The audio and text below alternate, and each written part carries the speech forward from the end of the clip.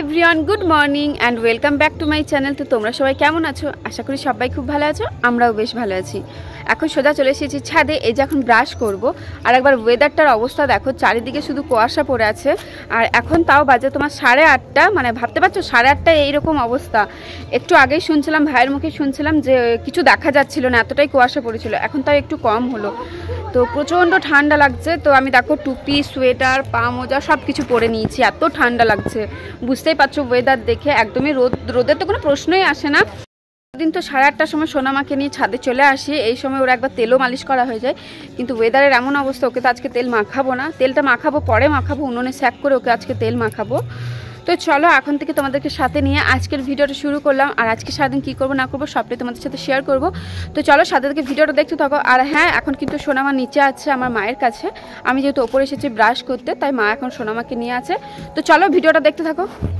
যেই ঘুম ভেঙেছে অমনি ছাদে গিয়ে দেখি আজকের ওয়েদারে ঠিক এই রকম অবস্থা। ভাইয়ের মুখে শুনলাম একটু আগেই নাকি কিচ্ছু দেখা যাচ্ছিল না, এত পরিমাপে কুয়াশা পড়েছিল। তবে আমি যখন গিয়েছিলাম তখন কিন্তু অনেকটাই পরিষ্কার হয়ে গেছে, তবুও কিন্তু দেখো অনেকটাই কুয়াশা আছে। আর এখন ঘড়িতে বাজে তোমার ওই 8:30টার মতো। তো ওয়েদারটা দেখে ভীষণ ভালো লাগছিল, যদিও ঠান্ডা খুবই লাগছিল। তাও জানি না কেন এই বছরের প্রথম এত কুয়াশা দেখলাম। তো দেখে মনে হচ্ছিল আজকে হয়তো রোদই উঠবে না। তবে আমার ভাবনাটা সম্পূর্ণ ভুল ছিল। ওই 9:30 10টার দিকে কিন্তু বেশ ভালো রোদ উঠেছিল। আর এই রকম যখনই কুয়াশা পড়ে তখনই জানো তো ঠান্ডাটাও মারাত্মক পরিমাপে পড়ে। আমি কিন্তু এই বছর শীতে এই প্রথম টুপি দিলাম মাথায়, কারণ দেখে বুঝতেই পারছো এত যখন কুয়াশা পড়েছে ঠান্ডাটাও ঠিক কতটা লাগবে। তো ছাদে যখন গিয়েছিলাম পায়চারি করতে করতে আর ওয়েদারের মজা নিতে নিতে ছাদের মধ্যে কিন্তু ব্রাশ করাটা কমপ্লিট করে নিলাম। আর সোনামা কিন্তু এখনও ওঠেনি, ও ঘুমোচ্ছে। তো তারপরে সোনামা উঠে গিয়েছিল, তোকে নিয়ে একেবারে ছাদে গিয়েছিলাম। এখন দেখো অনেকটাই কিন্তু পরিষ্কার হয়ে গেছে।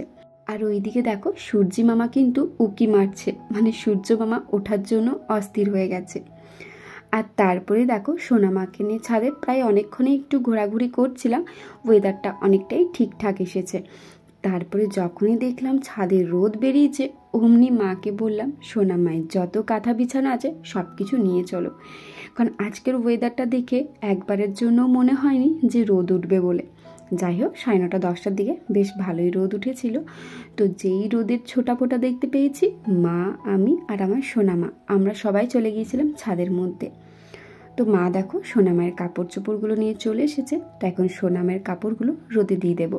কম বেশি তোমরা প্রত্যেক দিনের আমার ভিডিওতে একটা জিনিস কমন দেখবে, সেটা হচ্ছে প্রত্যেক দিন আমি আমার সোনামায়ের কাপড় চোপড় কিন্তু রোদে দিই। তো তোমরা কে কে আছো যে তোমাদের সন্তানদের কাপড় চোপড় প্রত্যেক দিন রোদে দাও, অবশ্যই কিন্তু একটা কমেন্ট করে জানাবে। তো এইদিকে দেখো মা নিচেই একটা চট পেতে দিয়েছে, তো এই চটের মধ্যেই সমস্ত কাঁথাগুলো মেলে দিল। তারপর একবার 12টা 1টার সময় এসে আমি উলট পালট করে দিয়ে যাব। বেশিরভাগ আমার ভিডিওতে একটা কমেন্ট প্রায় আসে, সেটা হচ্ছে দিদি ভাই তোমার ডেলিভারি ঠিক কতদিন পর তোমার ব্রেস্ট মিল্ক এসেছিল। তো বন্ধুরা আজকের ভিডিওতে তোমাদের সাথে আমি শেয়ার করব আমার ডেলিভারি ঠিক কতদিন পর আমার ব্রেস্ট মিল্ক এসেছিল। তো বন্ধুরা দেখো এখন আমরা ছাদে চলে এসেছি। আর আজকে তো দেখলে পুরো 9টা পর্যন্ত কুয়াশা পড়েছিল। তো এখন ঘড়িতে বাজে তোমার ওই 10:30টার মতো। তো আমরা ছাদে চলে এসেছি, যে দেখলাম রোদরা এসেছে সেই ছাদে এসেছি। তো এসে পরে সমস্ত কাপড় চোপড় এই যে দেখো রোদে দিয়ে দিয়েছি, মানে মা আর কি দিয়ে দিয়েছে। তো এখনও সোনামাকে কিন্তু তেল মালিশ করিনি, যেহেতু তোমার হাওয়া দিচ্ছে, প্রচণ্ড ঠান্ডা লাগছে, এতটাই ঠান্ডা লাগছে যে কি বলবো। তো সোনামাকে আগে যেমন 2বার করে তেল মালিশ করতাম, এখন আর হয়ে উঠছে না, যেহেতু সকালে তোমার কুয়াশা থাকছে, তারপর রোদও উঠছে না, তারপরে 8:30টার সময় তেল মালিশ করাটাও ঠিক হবে না, ঠান্ডা লেগে যাবে। তাই আর কি দেখো মানে এখন কি হচ্ছে, ওকে তেল মালিশ করা হচ্ছে না। তো এই দেখি একটু পরে করব, যেহেতু এখনও তো ঠান্ডা হাওয়া দিচ্ছে, রোদটা হয়তো আছে কিন্তু ঠান্ডা হাওয়া দিচ্ছে। আর দেখো ওর কিন্তু সোয়েটার টুপি কিচ্ছু খুলিনি, যেহেতু খুবই ঠান্ডা লাগছে, এমনকি আমিও খুলিনি দেখো। তো চলো একটু পরে সোনামাকে তেল মালিশ করবো। এখন আপাতত রোদে একটু থাকুক, মানে ওর শরীরটা আর কি গরম হোক। আর ওইদিকে দেখো বাটিতে তেল গরম করতে দিয়ে দিয়েছে, ওইখানে আছে, তেলটা ভালো গরম হোক তাকে। চলো ভিডিওটা দেখো। চলো আজকের ভিডিওতে তোমাদের সাথে শেয়ার করি আমার ব্রেস্ট মিল্ক ডেলিভারি ঠিক কতদিন পর এসেছিল। তো বন্ধুরা আমার ডেলিভারি হয়েছিল 19শে আগস্ট, আর আমার ব্রেস্ট মিল্ক এসেছিল 20 আগস্ট, মানে ডেলিভারির পরের দিনে কিন্তু আমার ব্রেস্ট মিল্ক চলে এসেছিলো। যেদিন ওটি রুম থেকে আমাকে জেনারেল বেডে শিফট করা হলো সেদিন কিন্তু আমার ব্রেস্ট মিল্ক আসেনি, যার কারণে সোনামা খুবই কান্নাকাটি করছিল। হয়তো ব্রেস্ট ফিডিং করছিল, তবে ওই অল্প মাত্রায় পাচ্ছিল, তাই ওকে রাতের দিকে ফর্মুলা মিল্ক দিচ্ছিল। যেদিন আমার সিজার হয় সেই রুমে আরও 3 জনের হয়, মানে টোটাল 4 জনের সিজার হয়েছিল। তো বন্ধুরা আমার স্নান করা হয়ে গেছে, স্নান করে এক্ষুনি এলাম। তো এই যে সোনামা চলে এসেছে, ওকেও এবার স্নান করাবো। ওকে তো স্নান করাবো না, ওর গাটা মুছিয়ে দেবো, যেহেতু বাইরে হাওয়া দিচ্ছে। তো স্নান করার পর কিছু না খেলে ওকে কোলে নিতে পারবো না, তাই একটা লাড্ডু ছিল সেটা এখন খেয়ে নিচ্ছি। তো চলো ঝটপট করে খেয়ে, আর এই যে আমার সোনামা, ওকে স্নান করাবো না, ওই টিস্যু পেপার দিয়ে মুছে দেবো।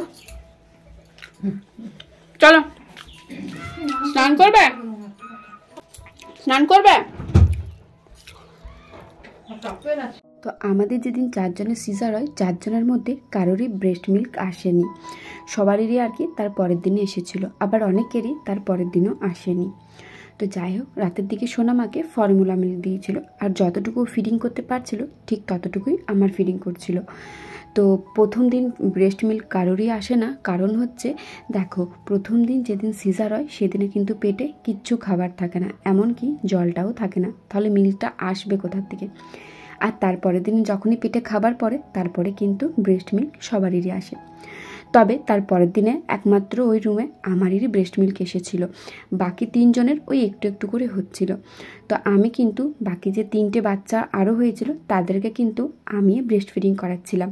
আমরা যে রুমটাতে ছিলাম সেই রুমে ছিল 3 জন বাঙালি আর 1 জন মুসলিম, তার মধ্যে কিন্তু আমারই ব্রেস্ট মিল্ক এসেছিল। আমি কিন্তু বাকি 3 জনকে ব্রেস্ট ফিডিং করাচ্ছিলাম। আর ব্রেস্ট মিল্ক কিন্তু সব থেকে বেশি আসে জল খেলে। তুমি যত পরিমাপে জল খাবে আর যত পরিমাপে তোমার সন্তান তোমার ব্রেস্ট ফিডিং করবে, ঠিক ততই কিন্তু মিল্কটা জমা হয়। তো যেহেতু জল পেটে একদমই ছিল না সিজার হওয়ার পর, তার পরের দিনে যেহেতু জল খেয়েছিলাম, আর প্রথম সোনামাও কিন্তু ব্রেস্ট ফিডিং করতে পারছিল না, তারও কারণ আছে। যদি তোমরা কারণটা জানতে চাও অবশ্যই আমি কোনো একটা ভিডিওতে তোমাদের সাথে শেয়ার করব। তো তোমাদের সিজার হওয়ার পর ঠিক কতদিন পর ব্রেস্ট মিল্ক এসেছে অবশ্যই কিন্তু একটা কমেন্ট করে জানাবে। আর জানো তো, আমার সোনামাকে যখন রাত্রেবেলায় ফর্মুলা মিল্ক দেওয়া হয়েছিল সেটা বাধ্য হয়ে দেওয়া হয়েছিল, যেহেতু আমার ব্রেস্ট মিল্ক আসেনি। তো এই ফর্মুলা মিল্কটা খেয়ে কিন্তু সোনামায়ের অনেক ক্ষতি হয়ে গিয়েছিল। কি ক্ষতি হয়েছিল না হয়েছিল সেগুলো এক এক করে তোমাদের সাথে অবশ্যই শেয়ার করব। সোনামায়ের কিন্তু স্নান করা হয়ে গেছে, আর আজকে স্নান করাইনি, যেহেতু ওয়েদারটা খারাপ ছিল, তাই ওই তোমার টিস্যু পেপার দিয়ে সোনামায়ের গাটা মুছে দিলাম, আর তারপরে সোনামাকে আমি ওষুধটা দিয়ে দিলাম। তো বন্ধুরা দেখো, এখন আমি খেতে বসে গেছি, আর এখন ঘড়িতে বাজে 1:45। আর আজকে মেনু হচ্ছে ভাত, ফুলকপি ভাজা, পালং শাক আলু দিয়ে সবজি, ডিম ভাজা, আলু পোস্ত, ডাল। তো চলো ঝটপট করে এখন খাবারটা খেয়ে নিই। আর আমার মা আছে সোনামায়ের কাছে, সোনামা এখন খেলা করছে। চলো এখন আমি ঝটপট করে খেয়ে নিই। এখন দেখো খাবার খেতে বসে গেছি, আর জানো তো আমি যখনই খাবার খেতে বসবো জানি না কেন সোনামায়ের মানে তখনই কান্নাকাটি করতে হবে। আমার খাওয়ার ঠিক আগে পর্যন্ত কিন্তু ও খুবই খেলা করে, আর আমি যেই খেতে বসবো অমনি কিন্তু সোনামাকে কান্নাকাটি করতে হবে। জানি না কেন এটা আমার সাথেই হয়, তাই কোনো রকমের তাড়াহুড়ো করে খাবারটা খেলাম। আর তারপরে দেখো সোনামা কান্নাকাটি করতে করতে আর ব্রেস্ট ফিডিং করতে করতেই ঘুমিয়ে গেছে। তো সোনামাকে এখন শুয়ে দিয়েছি, আর আমি চলে এসেছি সোনামায়ের যে কাপড় চোপড়গুলো ছিল সেগুলো গোছানোর জন্য। তো প্রথমে তোমরা দেখলে আগে আমি আমার শাঁকা পলা চুড়ি যা কিছু ছিল সেগুলো টাইট করে নিলাম, কারণ সোনামা ওই চুড়ির আওয়াজে জানো তো ঘুম থেকে উঠে পড়ে। তাই প্রথমে আগে আমার যে চুড়িগুলো ছিল সেগুলো একেবারে টাইট করে নিলাম, যাতে সেই আওয়াজে সোনামায়ের ঘুমটা না ভেঙে যায়। আর তারপরে দেখো এক এক করে সোনামায়ের যে কাপড়গুলো রোদে দিয়েছিলাম সেগুলো এখন গুছিয়ে নিচ্ছি। আর ভালো করে দেখে নিচ্ছি, কারণ ছাদের মধ্যে মেলা থাকে তো কখন কি পোকা থাকবে না কি থাকবে, যার কারণে ভালো করে দেখে এখন এক এক করে সোনামায়ের কাঁথাগুলো রেখে দেব। আর জানো তো, আমার সোনামায়ের জন্য সোনামায়ের দিদুন অনেকগুলো কাঁথা করেছে। তোমরা যদি চাও অবশ্যই কিন্তু তোমাদের সাথে আমি শেয়ার করব ঠিক কতগুলো আমার সোনামায়ের জন্য তার দিদুন কাঁথা করেছে। তো এদিকে সোনামায়ের সমস্ত কাপড় চোপড় কিন্তু আমার রাখা হয়ে গেছে, আর আমার যেটা দুপুরে ওষুধ থাকে মানে ওই আয়রনের ট্যাবলেটটা সেটাই এখন খেয়ে নিচ্ছি। আর মাঝে সাঝে জানো তো এই আয়রনের ট্যাবলেটটা খেতে ভুলে যেতাম, তবে যখন থেকে একটু প্রবলেম দেখা দিয়েছিল ঠিক তখন থেকে কিন্তু আমি আর ভুলি না। এখনই ঘুম থেকে উঠলাম, তো দেখো মা চা আর রুটি দিয়ে গেল, তখন খাবো, খিদে পেয়েছে। আর যে দেখো আমার সোনামা এখন হাই তুলছে, ওকে দেখো মা একবার ওই যে ও এবার আস্তে আস্তে উঠছে, তো চলো ঝটপট করে খেয়ে নিই, নাহলে ও আবার কান্নাকাটি করবে। আর এখন আমার চা রুটি খেয়ে এমনই অভ্যাস হয়ে গেছে যে কি বলবো, খুব খিদেও পেয়ে যায়।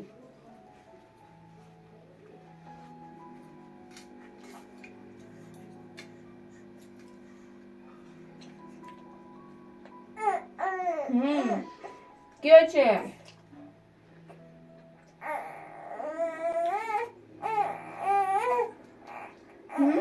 জানি না কেন আজকের ওয়েদারটা এতটাই ঠান্ডা ঠান্ডা ছিল যে সোনামা কিন্তু ঘুমিয়ে গিয়েছিল। আর এইদিকে দেখো আমার মা আর আমার কাকিমা দুজনে কিন্তু তেল মালিশ করে দিচ্ছে। তা আমার মা একটু তেল নিয়ে আমার কোমরে মালিশ করে দিচ্ছে। আর এই তেলটা যখন পিঠে মালিশ করা হয় এত পরিমাপে ভালো লাগে বা একটা মানে আরাম ফিল হয় যে কি বলবো। তো যাই হোক, এদিকে দেখো আমার মা আমাকে মালিশ করছে, আর এদিকে আমার ছোটো কাকিমা আমার সোনামাকে মালিশ করছে। তো বন্ধুরা, ভিডিওটা কেমন লাগলো অবশ্যই জানাবে। তো চলো আজকের মতো টাটা।